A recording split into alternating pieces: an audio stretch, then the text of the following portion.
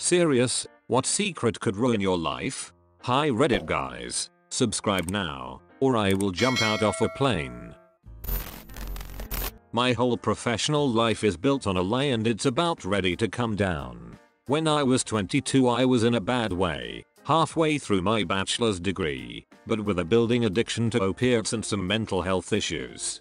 Summer of that year I was in a bad car accident. In addition to broken bones throughout my body, my head went through the window and my face received severe lacerations that required hundreds of stitches to close and left me looking very rough.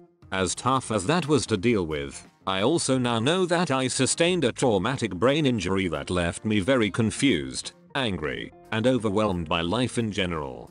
I wanted to keep up appearances, so after taking 3 months off to recover I tried to go back to school. Within the first week I knew I couldn't handle it. Too many questions about what happened, too much anxiety, and I had lost pretty much all my coping skills. When I got overwhelmed, which happened often, I would feel sick and scared and literally forget where I was and what I was doing.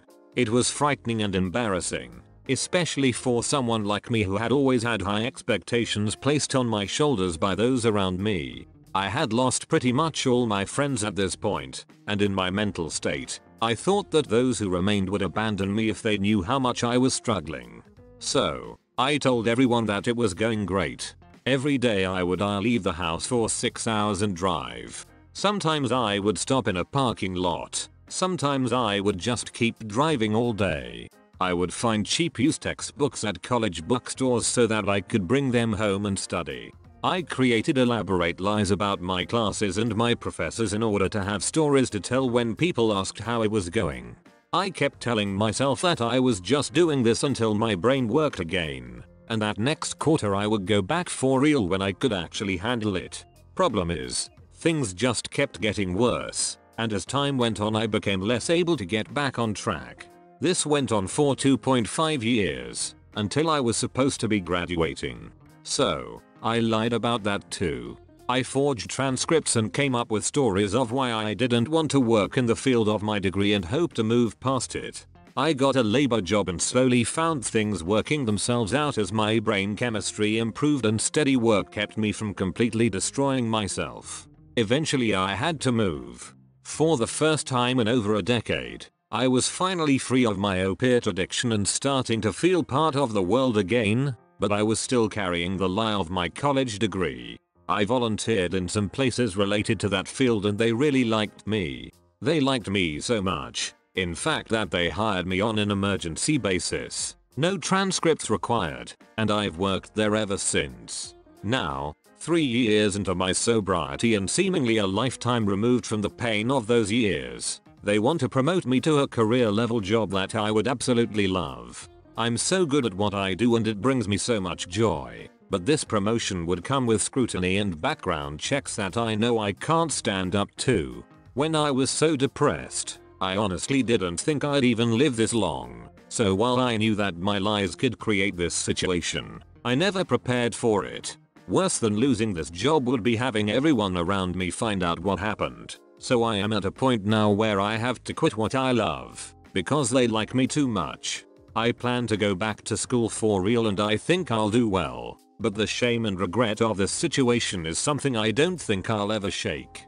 I would get some legal advice to be honest, is cheaper than quitting. If you stated it on your CV application that you had a degree, you're exposed legally, and a charge might stick and prevent future employment as they can take action against you if they find out you falsely stated to have a qualification. But, if they never asked, and you never told, get started on finishing your degree while you work this job. Tell them you're partway through. With or without promption you'll have it when you're ready to apply for the next one. Source: I've never lied about having a degree, but I'm 39 and still completing my bachelor's so I can make peace with it. I get paid a 6-figure salary for a standard 40-hour-a-week corporate job for a massive well-known company. In a given week I do maybe an hour of actual work. The rest of the time I am on Reddit or YouTube slacking off. I thought when I got this job that eventually someone would figure out I don't do anything all day, but here I am 14 years later still doing frick all and getting paid a lot for it. Some guy convinced naive 15-year-old me to send nudes and then used it against me for 6 months.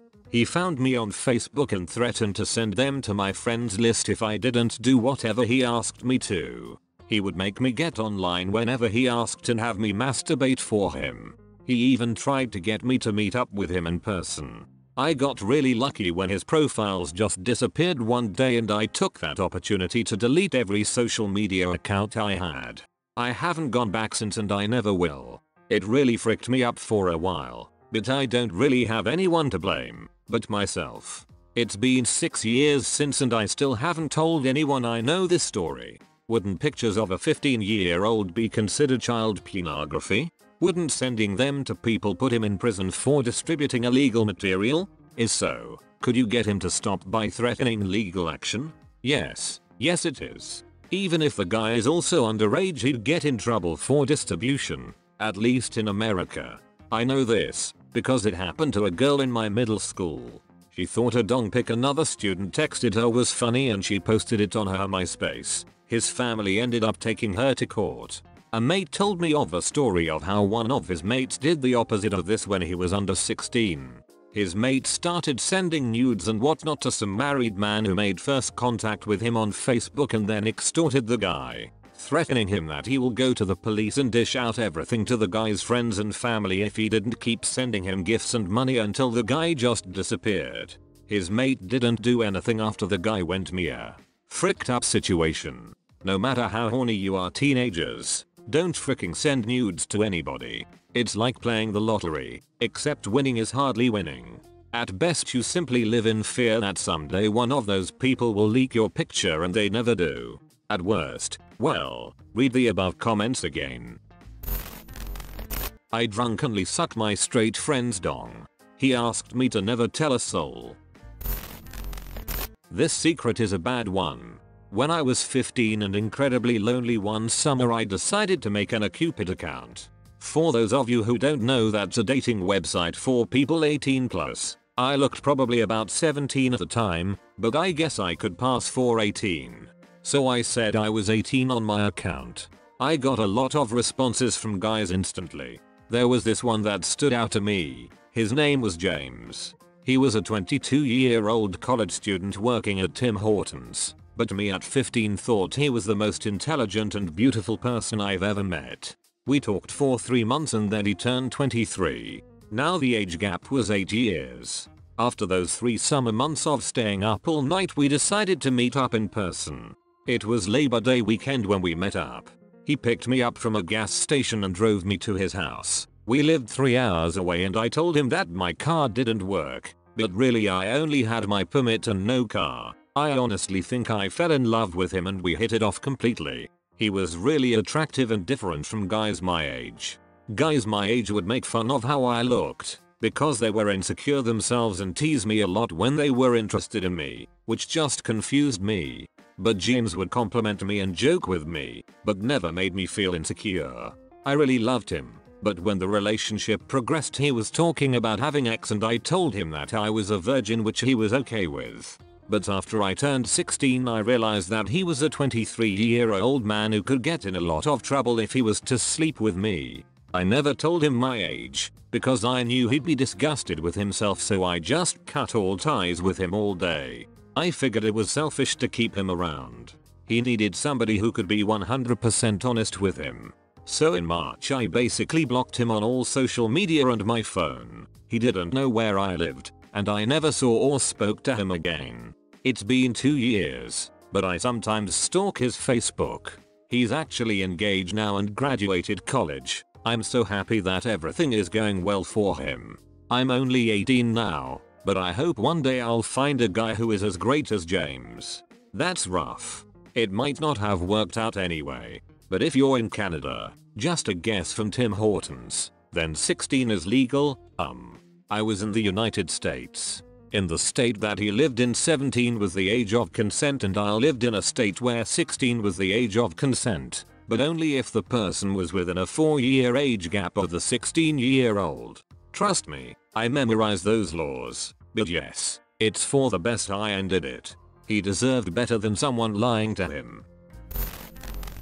My cousin raped me several times. My grandmother passed away yesterday, and my father is making funeral arrangements and needs me there with him. I'm panicked because I need to be with my father, but that same cousin will be there. He will try again. I don't know what to do. I know it's easy to say don't be left alone with him, but who knows what he will pull to do it. He's insane. He's a bodybuilder. I'm a 5'1" female. This is causing a serious strain on my mental health. In less than 24 hours, I've pretty much shut down completely. I called out of work because I cannot handle being around people. Possibly the most relatable.